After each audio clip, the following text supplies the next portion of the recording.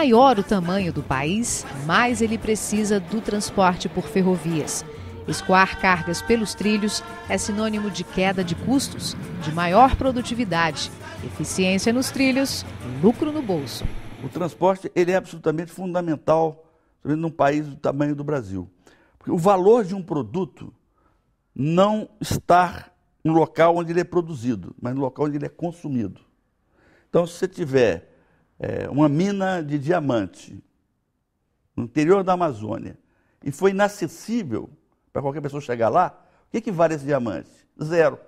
Porque o consumidor não consegue chegar perto do produto e vice-versa, né?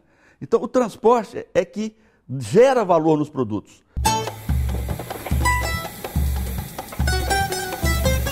O Brasil está refazendo sua história com os trens há 15 anos, tempo em que a malha nacional é administrada pela iniciativa privada. Nesse período já foram investidos quase 30 bilhões de reais. Do valor, apenas 5% veio do governo. Muitas linhas já não estão mais abandonadas.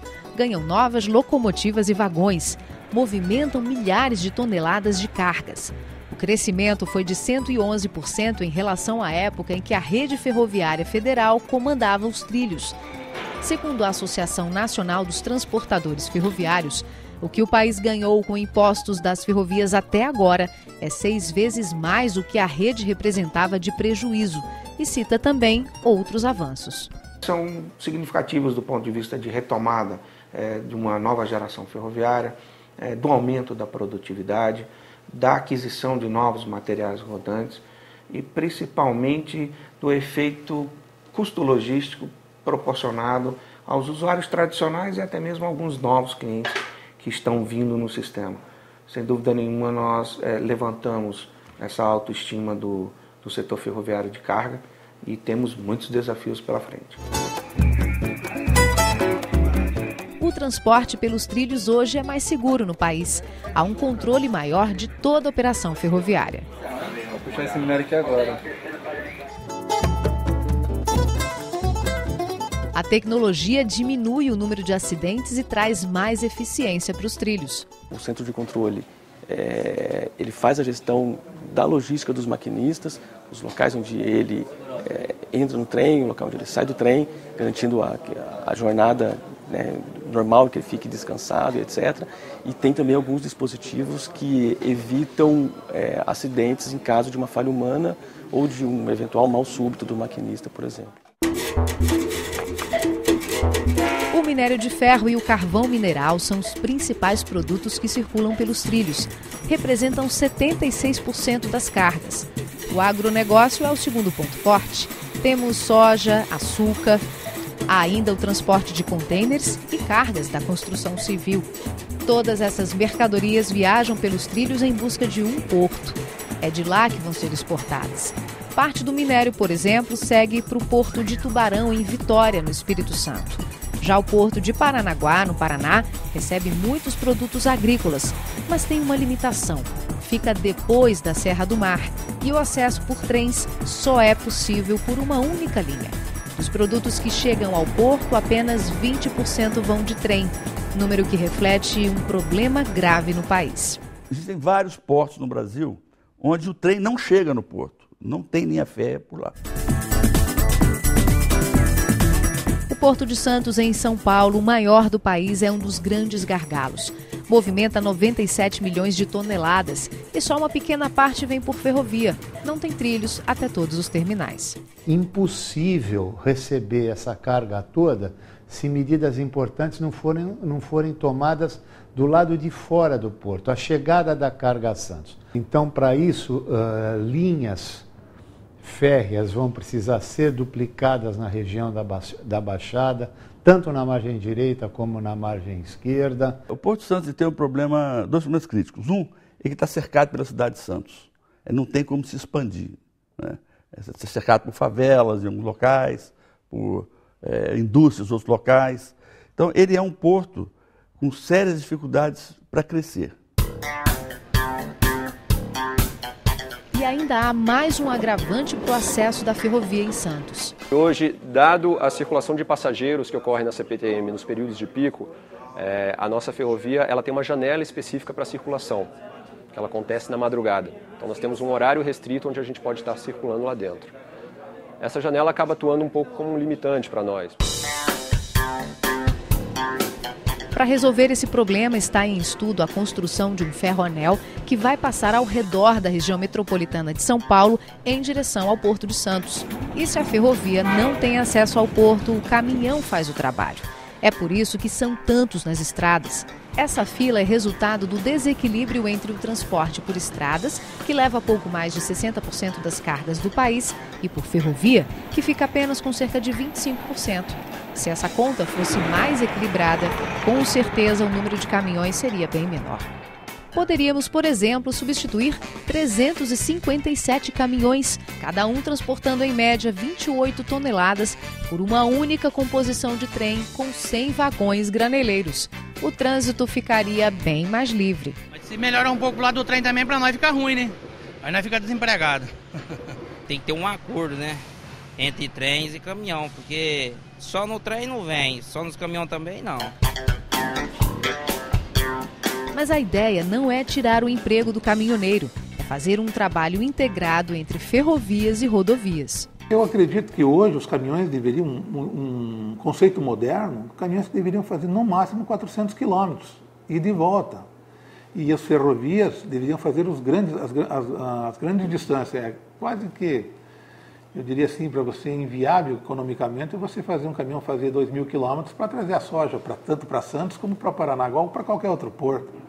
A questão do Nordeste vai ser a mesma coisa. E há um agravante para as nossas rodovias estarem tão cheias de caminhões. Grande parte dos produtos que consumimos só tem as estradas como opção de saída para as nossas prateleiras. Nossas ferrovias são poucas e servem basicamente para o transporte de produtos de exportação. E mesmo se a malha que temos fosse utilizada para o transporte do que consumimos, ela seria insuficiente porque não corta todo o país, fica concentrada nas regiões sul e sudeste. Além disso, não é interligada. Hoje os trens não podem percorrer qualquer linha porque não há um tamanho padrão para os nossos trilhos. Eles são de dois tipos, bitola de 1 metro e bitola de 1,60 m. Essa diferença causa muitos gastos adicionais. A Uzi Minas, lá em Patinga, produz aço e manda para São Paulo de carreta, porque não tem um trecho é bitola de 1 metro, o outro trecho bitola de 1,60 m. E se existe malha para seguir viagem, muitas vezes é preciso pagar uma espécie de pedágio, já que as linhas são administradas por empresas diferentes. Se você é concessionário lá em São Paulo e você quer levar seu produto para Minas Gerais, se você quiser passar Minas Gerais pelos trilhos do concessionário de Minas, o que você vai ter que fazer? Você vai ter que combinar com ele o que eles chamam de tráfego mútuo. Eu chego com o meu trem até a fronteira, lá eu retiro a minha locomotiva, deixo os vagões, né, que tem os produtos. Aí esse operador de Minas Gerais vai vir com a locomotiva dele e ele é que vai entrar no estado de Minas Gerais com os seus vagões. O presidente da Associação Nacional dos Usuários do Transporte de Cargas explica que toda essa operação tem um custo muito alto. Ele conta que novas resoluções da ANTT, Agência Nacional de Transportes Terrestres, determinam que, preferencialmente, haja o direito de passagem, ou seja, seguir viagem por uma linha sem precisar utilizar equipamento de outra concessionária. Conciliar o inconciliável é muito difícil, porque o concessionário ele quer maximizar o seu ganho, a sua rentabilidade. O usuário quer reduzir o seu custo. Então as duas coisas não batem. Por isso é que quando o concessionário mantém uma posição monopolista, ele define todas as regras, define preço e o usuário fica à margem. Com essas resoluções, equilibrou a negociação. Nós tivemos muitas dificuldades nesse entendimento do modelo proposto, questionamos isso tecnicamente, operacionalmente, e temos certeza que vamos encontrar um denominador comum, algo melhor quando nós principalmente visamos e olhamos 2030, 2040. Há situações mistas, ocorreram avanços, mas há deficiências na proposta de algo que não existe no mundo, que não é similar em canto nenhum e que pode, e no nosso entender, trará grandes prejuízos na movimentação da carga. As dificuldades são tamanhas que 38% das nossas empresas já tentaram utilizar as ferrovias, mas não conseguiram. Os transportadores de cargas dizem que o problema poderia diminuir se toda a malha concedida à iniciativa privada estivesse em uso. Os concessionários de ferrovias, eles definiram uma estratégia de explorar os trechos ferroviários que dão maior rentabilidade para eles. É por isso que hoje a NTT diz que 2/3 da ferrovia que foi privatizada, ela está abandonada ou subutilizada. Então, eles só utilizam 1/3 da ferrovia. Mas nem todos são economicamente ativos, né? Dessa malha de 29 mil quilômetros, que seja, nós temos de 5 a 6 mil com deficiências graves, sob a ótica operacional e também comercial. E aí, como nós vamos investir em algo que não produz mais resultado e com um horizonte de 10 anos sem perspectiva? Naturalmente, nós temos que aumentar a produtividade nos principais trechos e pensar na ampliação da malha. E se o jeito é mesmo seguir de caminhão, a conta aumenta. Em geral, o transporte por rodovia custa 1/3 a mais que o transporte por ferrovia. E pelo menos metade das nossas estradas não estão em boa condição de conservação. Isso aumenta o custo com a manutenção do caminhão. E aí, todas essas despesas adicionais acabam sobrando para o consumidor, que paga mais caro pelo que compra. Todo o processo do meio acaba no bolso de quem compra. No país nenhum do mundo, o repasse da despesa não vai para o consumidor final. Infelizmente, o consumidor final é o que paga a conta, como quem paga a conta também é o que produz. E são as pessoas que deviam mais ser atendidas por todo esse processo. O país todo acaba pagando a conta do alto custo do transporte. Gastamos, segundo o IPEA, 12,6% do nosso PIB, Produto Interno Bruto, só com a movimentação de cargas. É o que chamam de custo logístico. Esse valor nos Estados Unidos é de 8,1% do PIB americano. E tem mais um problema crítico no meio do trilho. Olha só como é pequena a distância entre essa linha de trem e as casas aqui ao redor. Não há uma margem de segurança para a comunidade que vive aqui. Só para a gente ter uma ideia, um trem demora pelo menos 2 quilômetros para ser parado por completo, dependendo da carga que ele transporta. E sabe quantas pessoas em todo o país vivem em áreas assim como essa? Pelo menos 200 mil famílias. Maria José sabe bem o tamanho do perigo que é ter o trem tão perto de casa. Eu atravesso, a minha cadeira fica agarrada entre os trilhos e já aconteceu de eu estar justamente atravessando a linha e o trem apitando lá em cima, a sineta tocando e eu agarrada, me puxando ali, eu não conseguia atravessar. Eu dei um impulso na cadeira e chamei alguém e eu fui. Fui embora. E o trem veio e foi embora também. É difícil, é difícil. E ela não tem como desviar da linha do trem. Essa é a única entrada para casa. E o aborrecimento vai além. É uma poluição sonora, uma perturbação, porque o trem ele está passando quase assim de 15 em 15 minutos. Então é muito barulho e nós ficamos perturbados também com esse barulho porque não podemos falar ao telefone, não podemos assistir uma TV, ouvir um rádio. Então realmente é um barulho assim, estrondoso. Essa é uma área em que o maquinista tem que ter atenção máxima. É preciso reduzir a velocidade para evitar acidentes.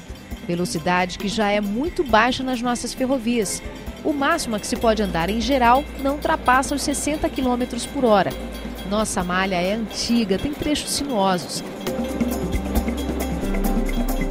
E se hoje temos um transporte de cargas que cresce mesmo enfrentando tantos problemas, quando conseguirmos diminuir os gargalos... O país vai ser mais produtivo, vai ser mais lucrativo, né? Ele vai conseguir exportar mais produtos, porque o produto brasileiro vai chegar mais barato no porto, vai ser importado também mais barato, né, porque vai chegar no interior mais barato, com o custo reduzindo. Então isso beneficia né, toda a população, né, uma vez que você barateia, né, todo o custo de transporte. O custo do seu arroz, por exemplo, do seu feijão vai cair também, devido porque o custo de qualquer produto está embutido o custo de transporte, que não é baixo. Os trens conseguem levar mais cargas que os caminhões e fazem isso poluindo bem menos. Os detalhes das vantagens ambientais das ferrovias você vê daqui a pouco.